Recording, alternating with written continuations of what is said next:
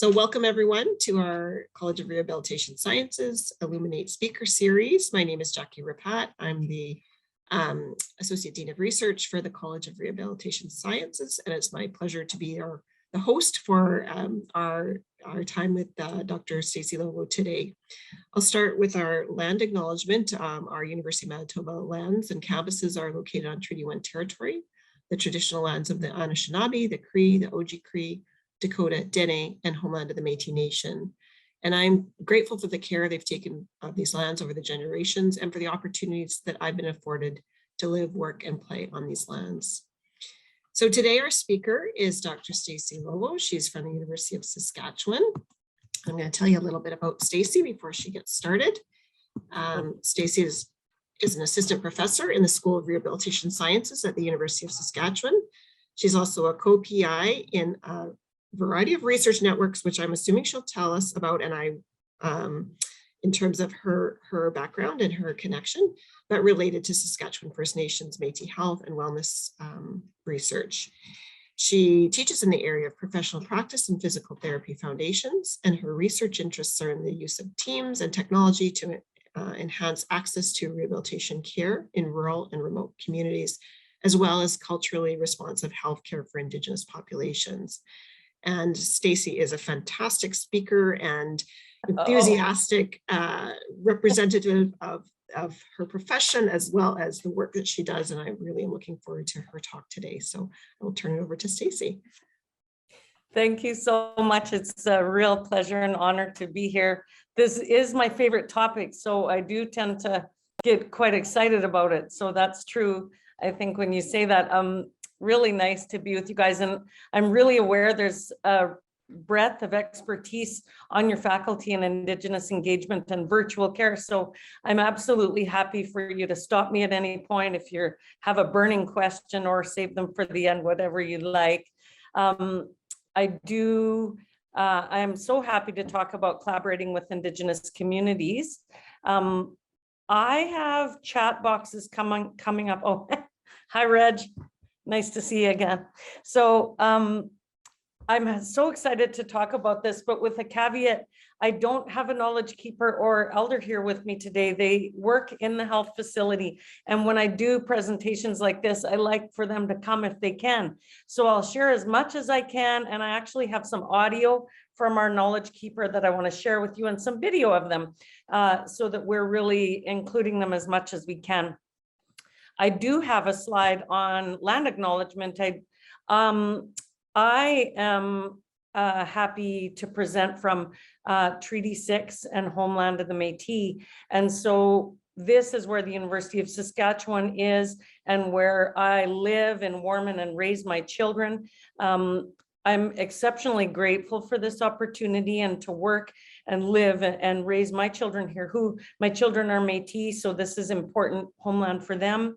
I was born on Treaty 4 territory in rural southern Saskatchewan, and my work happens in Treaty 10 up in Pelican Narrows, as well as some Treaty 6 communities. So super fortunate to work all over the province in many treaty areas, and very grateful for those opportunities. And I also just want to recognize that you guys are joining from a variety of treaty territories as well, and appreciate your acknowledgement of those, as well as Métis homelands. And my children's grandma, the script that she has is actually downtown Winnipeg. So very grateful to hear those acknowledgements as well. So I do just want to share with you, and I always share this story at the beginning, why my journey happened and where the experiences came from that have influenced me so much. I was an orthopedic physical therapist for 20 years, working the last 11 years in spinal triage with orthopedic surgeons in Saskatoon and at Brass and Associates Orthopedic Clinic. One afternoon, it was actually typical Saskatchewan story. It was December 20th. There was a blizzard. It was exceptionally cold, near 40 below. And it was sort of the last day of clinic before the Christmas holiday, and 2 First Nations women came to see me from Northern Saskatchewan for a 1-hour spinal triage visit each. So they had been booked to see one of the surgeons, and I was going to triage them ahead of time. In that case, one of them had come from 12 hours north. So she had ridden a medical taxi for 7 hours and then joined the second woman and caught the Saskatchewan Transit Company bus and rode 5 hours there. Now, here's the other thing. We lost our STC, so we no longer have a provincial bus system at all. So in this case, at least we had something to transport, but now we don't even have that. So when they arrived, their appointments were at 10 and 11, and the bus was leaving at 12. So I had less than 2 hours to get both assessments done. The first assessment was what we would ordinarily expect 87% of the time in that clinic, mechanical back pain. The second visit started with a usual type of story. Back pain is hurting me. It has some difficulty when I sleep. I don't have a history of this. She was 55 years old. So as I asked more and more questions, a really worrisome picture began developing. She had lost 60 pounds in 6 months for no known reason, had not been able to sleep through the night due to unrelenting pain for 6 months, and was actually sleeping reclined against the wall in a standing position, and closing her eyes is the only way she could sleep. So I got pretty worried right away. And when I had a look at her back and touched her skin, her tears flooded her shirt. And so I said, okay, let's talk about how much pain you're in. She had told me 3 out of 10. I had asked 0 to 10 scale. And I had immediately, upon asking that question, got myself sidetracked before I started hearing the unrelenting pain. And I said, when is the last time you cried because of pain? And she said, oh, I never cry in public. I can't believe I'm crying. I'm sorry, but I can hardly stand your touch. And so you won't be surprised to hear that she couldn't return home to her 5 children that day. We sent her urgently to emergency for an MRI, suspecting something sinister, a tumor or a bony infection. So on that occasion, I thought to myself, what is happening here? This is so inequitable. I could have known, I could have heard the sinister signs on the phone or on Skype. Back then was Skype, it was 2012. So I went to see a knowledge keeper on campus here and talked to her about that, and then started a PhD in virtual care. Now, initially, we did this in a rural community, a non-Indigenous community, did a systematic review, and what we found, and that was 2017, lots of publications in virtual health since then, of course, but only 2 randomized trials, only 2 with cost of any kind calculated, very few patient experience, only 1 that mentioned a hybrid sort of programming situation, but there were no long-term outcome evals, no examples of physical therapy in an interprofessional setting, and there were only limited aspects of spinal exams. There was not a full neuromusculoskeletal assessment at all in the literature at that time. So we did a concordance study, and this has just been accepted. We had 27 people that saw a nurse in person who was a control, a physio in person, and then a physio joining a nurse and patient with virtual means. We used OTN network laptop-based video conferencing at that time. We found that the physio in person and the team had a really strong agreement in terms of the back being the source of the problem and urgent surgical referral needs, as well as strong agreement for need for follow-up. We did find also, though, that the interprofessional team over video conferencing identified complex medical concerns uniquely. So there were a certain number of the 27 that were identified as having highly complex medical concerns, and some of them were referred back to doctor or, in a couple of cases, emergency care. We subsequently did an RCT, which we're currently writing up, and this was the same 3 groups, but randomized. And we found in a 6-month follow-up of 64 rural adults, no significant differences in terms of pain, disability, or satisfaction between groups. Physical therapy in person was the most costly, of course, because of travel. And we did find clinically meaningful improvements in oswestry disability, but not different between groups. So some thoughts on why that happened. This community had been underserved for 5 or more years for physical therapy. So a number of the adults were not actively seeking care. They ended up being in the study because they had had chronic pain and managed it for many years, but weren't necessarily actively seeking care.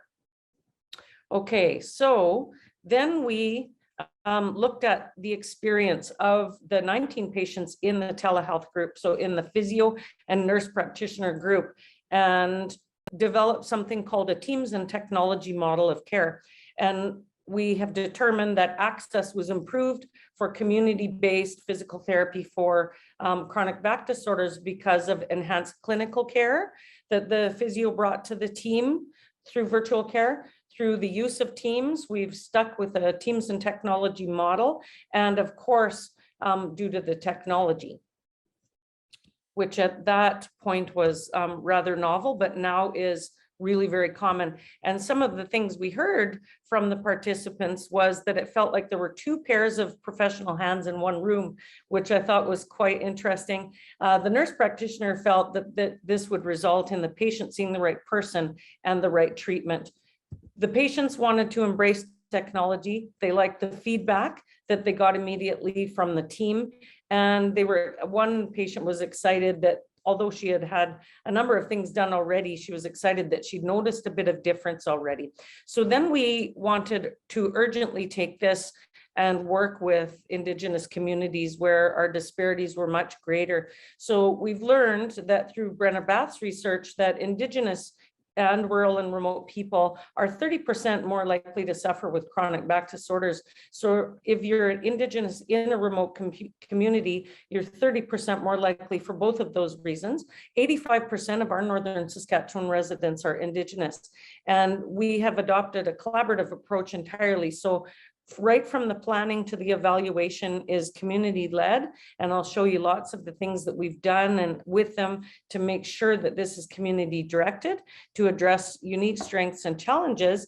And we wanted to be very careful to consider always community-specific needs and cultural considerations and needs.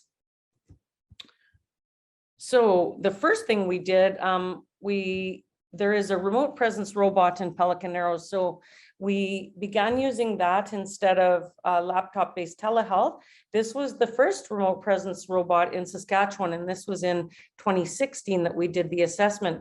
So you can see they're part of our research team. That is Rachel Johnson, who is one of the nurse practitioners in Pelican Arrows and also the remote presence coordinator for Saskatchewan. And Shannon Hammer is the model there, who Shannon is one of the LPNs in the Angelique Canada Health Centre, and she is the community research assistant up there. So wears a lot of hats.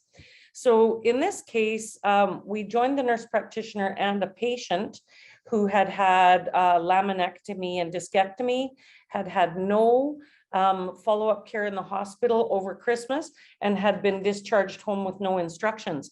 So she was very limited in her range of movement and had only a 45-degree straight leg raise, quite tight everywhere. We saw her twice on remote presence robot, and by the second appointment, she had recovered 90-degree straight leg raise and full range of motion. So just with home exercises and education. And then we worked with the fly-in therapist that went to a nearby community once a month, instructed him in some of the progression of flexion post-surgery and helped capacity building that way. She saw him one time and then returned to her work. So the nurse practitioner found that merging the strengths and skills was really helpful, and the patient noted that she was for sure in less pain and had much better movement. So shortly after that, we undertook a large community needs assessment, which was a couple of years in duration. And the elder group in the front there, along with Shannon, the research coordinator, is the elder group that informs the Community Health Center, Angelique Canada Health Center in Pelican Narrows. There are 6 there, and typically there are 8. And on the day that we were visiting, one of the couples had to go south 4 hours for a medical appointment. So we missed them in the photo, but throughout the last 6 years now in Pelican Narrows, we've been guided by a circle of 8 elders, which is incredible. So this is Peter Ballantyne Cree Nation, which has 8 different communities, as you can see, and Pelican Narrows was the first robot. Quite a number of them have robotics now. So the community needs assessment was developed and directed with community members, and the purpose was to identify community preferences for chronic back disorder care, but also the use of virtual technologies and specifically the remote robot. And we wanted to look at community perspectives on what would be relevant and meaningful health service evaluation measures. So we didn't want to, or nor would it have been appropriate to go in with our preconceived ideas about what we wanted to measure. We found out from the onset, what did they want us to look at? What is an appropriate measurable? We wanted to know how back pain impacted their lives, what they wanted care to look like, and what else we should consider. And I include these 2 pictures because we learned a lot about the functional needs and the quality of life needs in the community that have relevance to the everyday living. And I'll come back to the fellow on the top carrying the moose, because we learned some incredible things about the weight that people are carrying on their head and necks, including women in their early 50s who are the primary hunters for their families, carrying up to 150 pounds on their shoulder and neck several times a year out of the bush. So pretty interesting stuff. So the methods for the community needs assessment, I just want to draw attention to Sally Seawap on the left front there, who is the knowledge keeper and ceremonialist for the community. She is their only ceremonialist now. Elder Rose Dorian in the middle, and her husband, the late JB Dorian, who have been intimately involved with coming to U of S to teach students and teach at conferences about these findings. So Brenna Beth is there, who many of you will recognize as a professor here, and Dr. Veronica McKinney, who is the Director of Northern Health Services for the U of S. She is a Cree and Métis physician, and Allison Irvin, the course coordinator. So we had extensive consultation with Peter Ballantyne Cree Nation Health Services, which is a board of all of the chiefs from the 8 communities and some of the health service interest community members. We did seven community interviews with people with chronic back pain, 8 healthcare providers, most of whom live and are from community. The sharing circle of 8 elders did analysis of the transcripts. And then this group, Sally and Rose and JB, came to the U of S, and we went up there 4 times, and we worked together on all of the analysis, translating it out into Cree and back into English, and then once more out into Cree and back into English to make sure we had a correct concept of the cultural meaning. So this was an absolutely phenomenal process. And I sent Sally. Sally is a phenomenal linguist, language expert, and I sent her my recording of me saying these words, and she sent me back a chuckle and a better recording. So although I've taken 2 Cree community language courses now, I still don't feel that I'm good enough. So Sally has done me the honor of recording this so that you guys can hear the words. I'm just going to stop sharing quickly so that I can play the recording for you, though, so that you can hear her beautiful representation of this. I hope it's loud enough. Yeah. Stacey, my back hurts. Niwisagiri din nipis 1. Healthy life nātawihowin. Understanding. Nisitutamawin. How our ancestors healed. Nātawihowin. Not having to travel. Muda is a task of mutiot.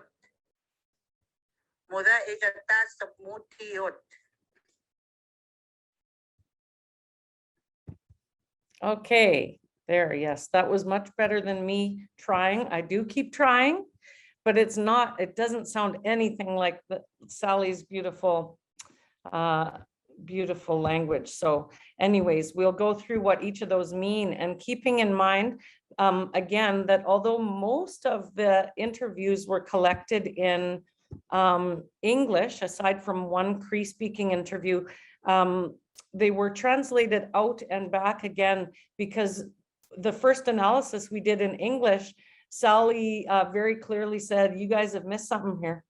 So it was really obvious. So that's when they came to the U of S, and we spent a whole day working and bringing things out and listening to the audio again and bringing it back. So it was a wonderful experience, and really corrected maybe some of the misconceptions that we had about things. So the first one was my back hurts. Now this picture I wanted to show you because Sally is an accomplished hunter and at least gets 2 or 3 moose a year to feed her family, as well as her 3 sons and their children. So she carries the moose head on her back and neck by herself. This is 150 pounds approximately. So I would never expect that of a female in their 50s in my urban clinical practice. That wouldn't be something I would have heard. So I used to walk lots, get out on the trap line, but now I can't walk. We heard that a lot. I know a lot of people don't want to do things like even jog and things, but they say it's my back bothers me. I can't even touch the floor because of my back. You know what I mean?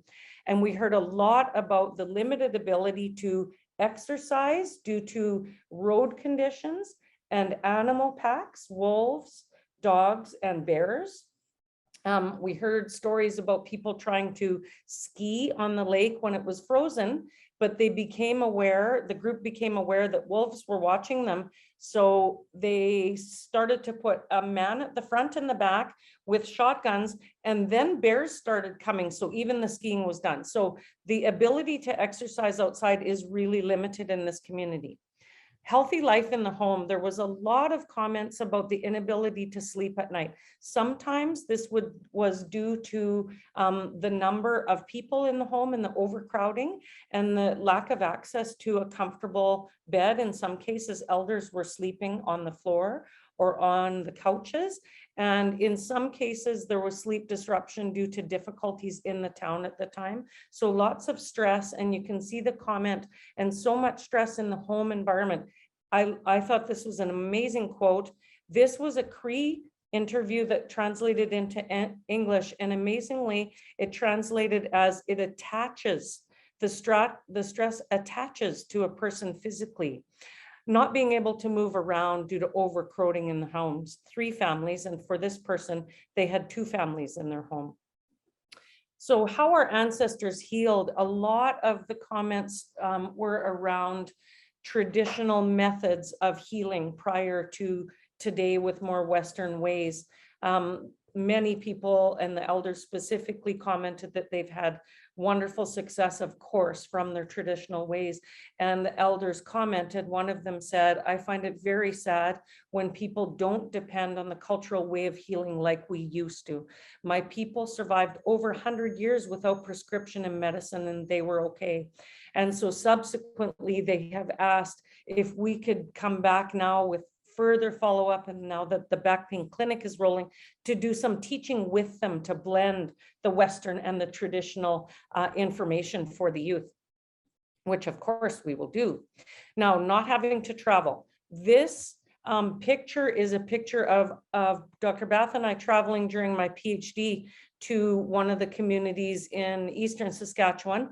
And it was a 4-hour trip, and it dawned on me that many people were traveling that far in those conditions to see me for 1 hour and returning, of course, after 8 hours in the car with probably tremendous back pain. So many stories started with getting in a medical taxi at 9:30 and coming home by 6 or 7 at night. That is on a road, 2 hours of road, which is very difficult road. And I must say, when I travel up there, I sometimes end up with back pain when I arrive, just with the last hour and a half on the bumpy road. And so a lot of the older people, they don't want to travel. And in this case, in this theme, we heard a lot about, let's use that robot. It's going to be a real benefit. So the first 3 to 4 years before we started using the robot for back care, the robot was used heavily for pediatric emergency care. So many families are extremely familiar with it. The elders weren't as familiar. So we did a pilot with the elders, which was really fun. Finally, the last theme was, if we could establish more resources like therapy, exercise, those kinds of supports, it would help our people and the lives would be easier. And I think the community is much more comfortable with the robot now. And they did comment that when we came up and met with the elders and went through the robot, went through all the technology with them and let them maneuver it and use it themselves, it seemed to make a big difference. And of course, we weren't surprised to hear that they wanted their care increased. So as a summary, the take-home points, and this is Sally speaking at a conference here, which was incredible. They identified a number of areas, themes that would help planning for the rollout of a remote presence robot and hybrid clinic for back pain care. Patient and community involvement was critical. We found a way to ensure that culturally responsive care and the holistic care unit would be embedded within the spinal care program.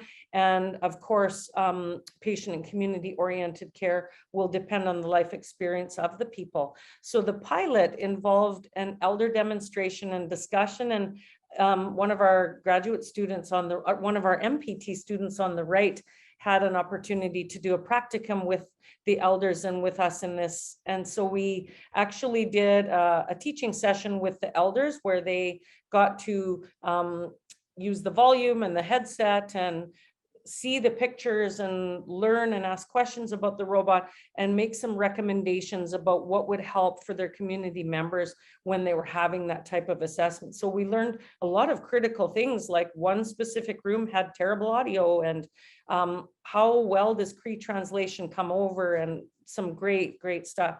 So then we were set in June 2020 to roll out the large pilot, the 60-person pilot of back pain assessments. And of course, COVID came and wiped us all out, as we know. So this is the team that is doing the rollout that is now started in February to do spinal assessments. And you can see Sally on the bottom right there with the robot.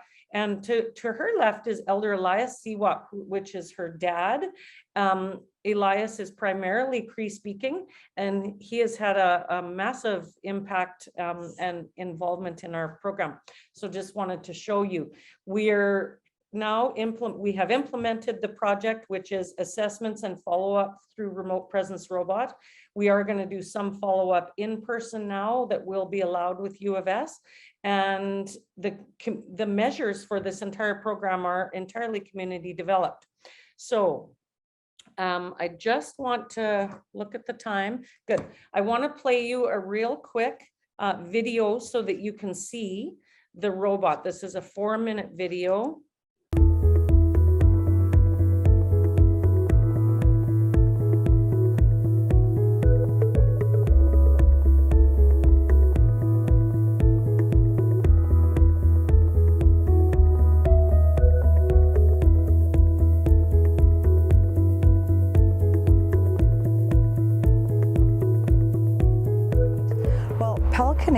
Is a community that is fairly remote. It's difficult to get to. The nearest center is actually Flin Flon, which is over on the Manitoba side. So, and it is a First Nations community. People would travel in sometimes 6, 8 or more hours from all over the province for a 1-hour visit. And we both felt there must be a better way to do this, and we were sending them back to their home communities without necessarily lots of support in the community for the type of treatment we were recommending in terms of non-surgical or non-medical management. I've always been a very strong advocate for people to be able to get access to treatment for a variety of health conditions.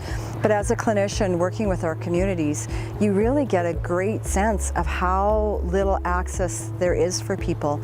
We had an opportunity to see 2 First Nations women who traveled 12 and 7 hours respectively to see us in the clinic.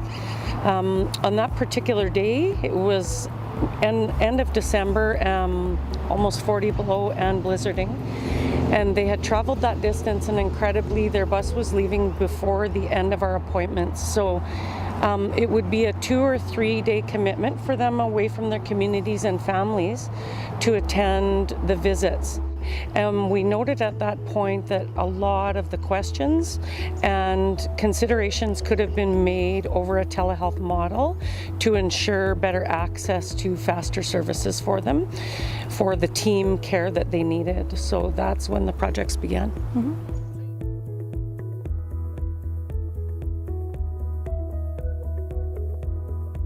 Difficult when you're over the telephone, as the physician on the other end can't see the patient. They have to go by your eyes and ears. So it has really given us that benefit, so that the other person on the other end of the telehealth is able to physically see and do some primary assessments along with the staff. The same is with the physiotherapy. The physiotherapist can see the patient, they can watch what they're doing, they can guide, with me in this case, guide me through different treatments or movements to do with the patient. So yeah, so that's been a huge benefit, I find. He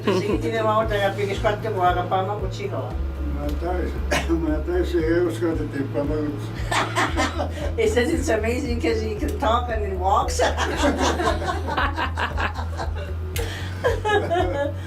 Drives around. Yeah, it's amazing. He said he's laughing about it.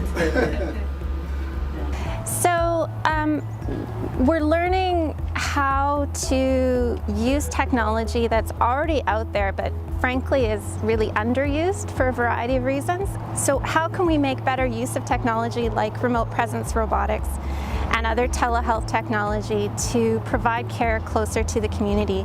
Not only how can we provide care, but how can we provide care in a way that's meaningful to community members and that's culturally responsive, especially in an Indigenous context? I think that is another piece that's really important as well, being able to make sure that we're culturally safe and that we are not imposing ourselves onto people, but rather getting to learn and getting to hear from the people. So having the patient really be the center and guiding everything, not only what is the question, how do you want to approach this, what do you think is going to be useful, how do you want to use this information, because at the end of the day, this is their information. So it shouldn't be about me as a researcher becoming an expert. It's the people who are already the experts, and we should not be misappropriating the knowledge either. We need to really respect that, and I think we're seeing more of a turn to that way, and I really appreciate that. I think that's really very important, but also a really good thing to see for sure.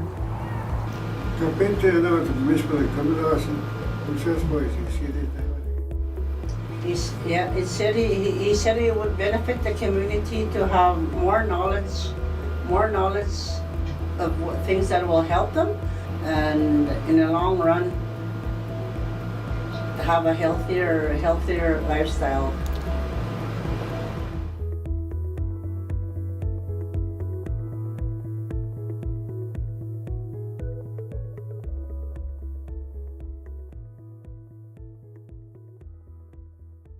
Okay, so I want to show you next the things that we developed, the outcomes measures that we co-developed with community, so that you know how the evaluation will proceed. So again, there's been a lot of engaged knowledge sharing here, and you can see by this incredible team how fortunate Brenna and I are to work with such incredible knowledgeable community members, and Dr. McKinney.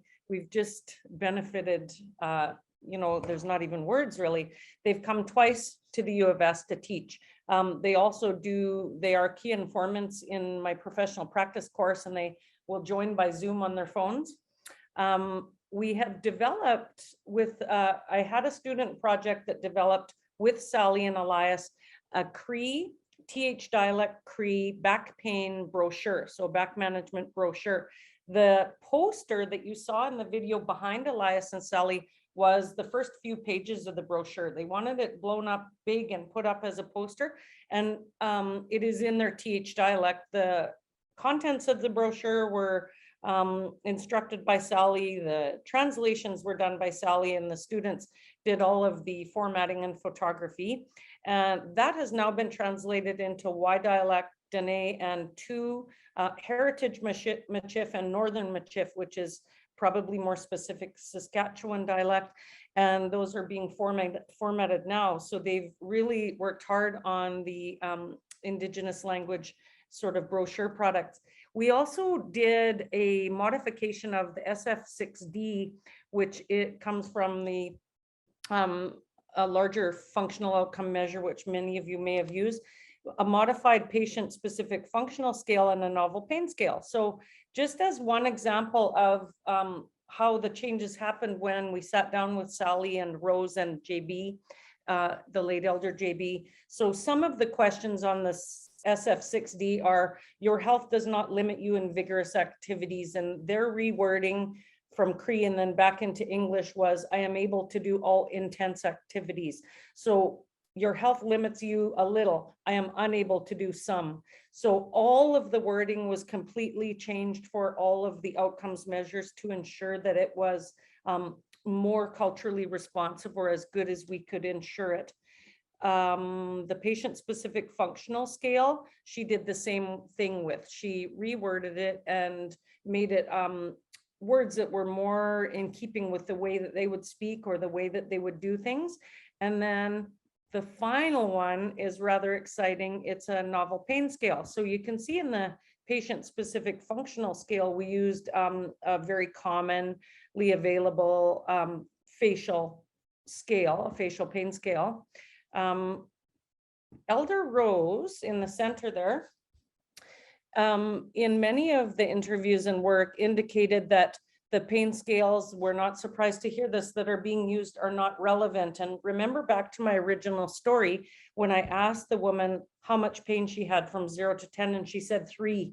So in my head, I thought, oh, mechanical pain, like you make that quick judgment in your head, and it turned out it was sinister pathology. So she said, I want to work on a pain scale that's better for our people. So this became a really exciting project, and the amazing master's student Thea Zhang down in the lower left worked with Rose and I and Rachel again, the nurse practitioner and remote presence coordinator, on a novel community directed pain scale that Travis Evele is one of the CBI therapists from Prince Albert with Rose there, and he's the one doing the assessments now. So Travis is using the novel pain scale, and Thea is going to evaluate the experience with the pain scale, as well as compare it to the seven face scale, which is validated. So Rose and Thea and Rachel and I worked throughout COVID because we could do it over Zoom with Rose and her granddaughter. Her teenage granddaughter facilitated these discussions on the phone, helped her cook them, set up Zoom, helped switch between screens so that she could look at the pictures and communicate with us. And this became a really phenomenal experience where the teenager could see grandma's knowledge and sharing with us and help us to understand. And Thea sent up lots of gifts, of course, and tobacco to Rose through the mail, and some gifts to the teenage granddaughter. So this was a wonderful experience. And really what it has developed, you'll see that she switched the faces. And Rose said at the end of, when we're in 10 out of it, we're in the most pain, that we are no longer coping and we're in dire trouble, our mouths, we're not talking. She said, we're talking and screaming in the middle when we still have enough strength to be emotional. But if I've got 10 out of 10, I'm not well and I'm not going to be speaking. So that was really interesting. And the first we've seen that anywhere. And as well, the color scheme was interesting. She chose blue at the end, and we often see blue at the early, in the 0 to 2 range in other color pain scales as a cold measure. But she said, we appear pale and dark when we're really ill, so I'd like blue at the end. And of course, there are Cree words above if people prefer to do it that way. So this is the pain scale, the novel pain scale for Pelican Arrow's pain clinic that is being piloted now. And we'll see how that goes for Tea. This is just an example of the first 3 pages of the brochure that the students, there were 4 Métis students and 1 non-Indigenous student in that group, and they created this amazing brochure, and Sally guided it the whole way, and it is now a poster up there. So there are a number of pages in it. Sally selected typical functional demands that people would normally have in their daily lives, named them, and then asked us to do examples of bad and good. So that is how it rolls out. And the students, of course, being in their 20s and so much more technically savvy, chose emojis throughout. And it really is a lovely mix of color and emojis. So I'm happy to send those to you if anyone wants copies of those. You're welcome to use them if they're useful for you. So now we are we have engaged with 2 new communities, Waterhan Lake, which is 4 hours from Saskatoon, and La Loche, which is 6 hours north. La Loche is a Métis and Dene community. Waterhan Lake is Wai Dialect Cree community. And we are going to do something similar, but more generally chronic MSK, so not just back pain. So we're going to do, Taya, the grad student, and some other students are doing needs assessments with each of the communities specific to chronic MSK care and management. And then we're going to plan a pilot with a remote presence robot, not just with a physical therapist, but this time we have an Indigenous pharmacist joining our team. So that will be really exciting. And this will be 20 people per community, again, completely directed by the elders and community members and Indigenous health system providers. They will have assessments by PT and pharmacy with the nurse on the other end. The PT will have 4 in-person visits if we're allowed to do that, or a combination of in-person and remote presence. And the pharmacist will do an additional follow-up with a remote presence robot, and we will redo all of the outcomes measures. These are different communities, so potentially different worldviews. And in the case of La Loche, 2 different languages. So we'll redo those. So we are mindful at this time, of course, that although COVID has driven a super fast increase in clinical use, we have to be mindful of the ethics of telerehab and equitable access issues. So Dr. Urbanowski is involved in this as well, a CIHR project led by Dahlia Carey, looking at ethics in telerehab. And I think the Manitoba and Sask components of that will really help to inform the Indigenous interests. And I'm also involved with the Ministry of Health Strategic Planning grant here, led by Dr. Mendes, who is the remote presence person here, the pioneer of it. And we have actually got Sally and another Pelican Arrows community member sitting on that team to inform from their community perspective. Next step is a PhD student who is now going to work with the Pelican Arrows to help us develop a pediatric hybrid remote presence family-based assessment for rehab strategies for pediatric needs in Pelican Arrows. And this was selected as the next critical step by the elders. They wanted pediatric rehab care to be next. So that's what we're doing, and it's very exciting. She's just started and writing up her ethics now.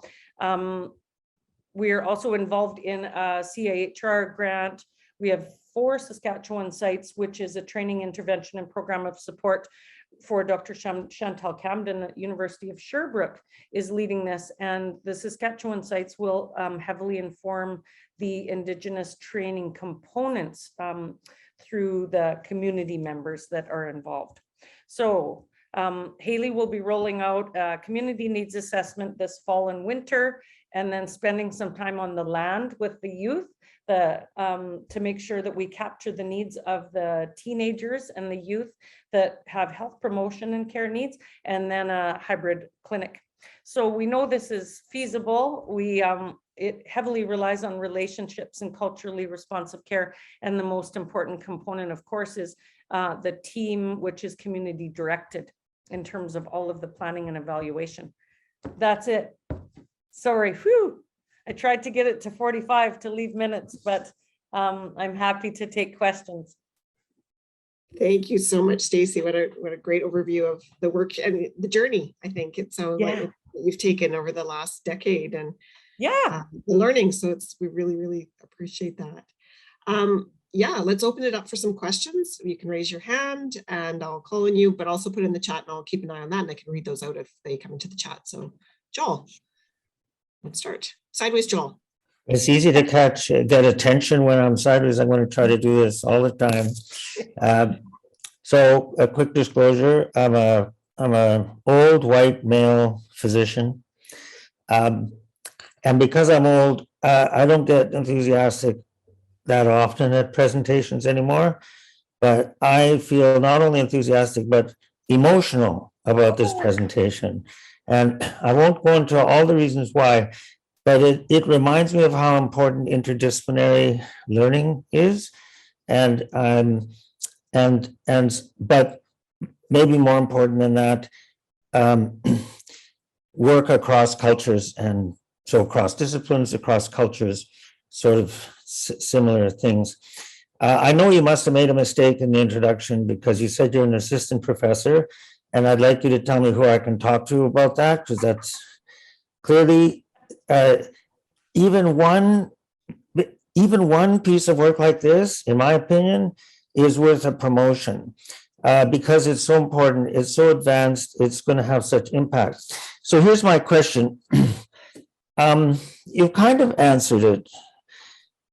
Like when I've talked to Indigenous people, especially elders and knowledge keepers and traditional healers, they talk a lot about face-to-face engagement as being a foundational and fundamental aspect of the relationship, the trust. And so you've sort of this has challenged that. And I'm wondering if you could tell us more about what the reactions were initially. I know you've mentioned it, but I'd like to hear a little more, and how you overcame that. I think I know your answer, but I want to hear what you say. Sure, that's a great question. And thank you so much for your comments. I always get emotional too. This is my favorite topic. And so I'm 2 years into my faculty appointment, so I will apply for promotion in 2 years. So I appreciate your comments. There probably was many misconceptions around our team early that the communities wouldn't want to work with technologies, and this couldn't have been further from the truth. So we stepped into a situation in Pelican Narrows where Dr. Tanya Holt and Dr. Ivar Mendez had literally been saving children's lives. So the first 6 months of that robot, they did an assessment, 27 pediatric emergencies, respiratory emergencies, 17 met the criteria for evacuation by plane. That's a 2-hour drive in the only ambulance to Flin Flon, and then a couple-hour flight to Saskatoon if they survived that transport. So 17 met the criteria. Because of the robot and Dr. Holt's ability to guide the nurse practitioners, only 7 of the babies had to be transferred. So 10 stayed home and came back the next day running around the facility, literally. So children circling the drain, as they call it, in that emergency situation, 10 didn't even have to leave. And then of course, the 7 that left were much stronger for the transport. So the families in Pelican Narrows had embraced this technology. It had been saving babies' lives. They want to do it. And in fact, when we met with the Health Services Board, one of the community chiefs from even further north, he was young and he said, what can I do? We should be leading this. We should be teaching this. So they're in. And the gap was that the elders hadn't seen it. So I think what worked was all of the visits that we spent face-to-face before COVID, thankfully. And then the situation where we set up a big room and brought in a bed and had a mock patient that was speaking Cree. They watched me do a whole assessment. And they said, well, what's that for? Why are you checking this? Why? So we taught for hours. It was several hours. And we were speaking from robot at the U of S, and we had the research assistants there. It was phenomenal. They were adjusting the volume, trying the headset, thinking, and then they left going, this is good. This is good stuff. And so interestingly, Elder Elias, who you saw in the video, his favorite thing of the whole, much to my dismay, I was hoping the assessments would be his favorite. He loves that poster. He absolutely loves the poster. Sally did the teaching, and he knows Sally did the teaching, and they designed it. And so it's the engagement. It's the fact that they are leading the way. It's their knowledge, as Dr. McKinney said. It's not that we're bringing it to them. We're just facilitating. And then the thing about it is COVID didn't really, COVID slowed us down because the U of S wouldn't let us do the assessments. But Elder Rose's granddaughter got Zoom happening on that phone. She engaged with us. We sent her a whole bunch of, my teenage daughter went and bought a whole bunch of presents and sent them up. And so now she's part of our team, and she helped Grandma. And Sally did all of her teaching by Zoom from her bedroom with her grandson's tiny baby foot in her ear. So like, it has just been an amazing emotional journey and friendships that we've developed. So I think it is the strength and knowledge of the people. We're not slowing down. I hope I answered. Yes, you did. Thank you very much. Other questions or comments?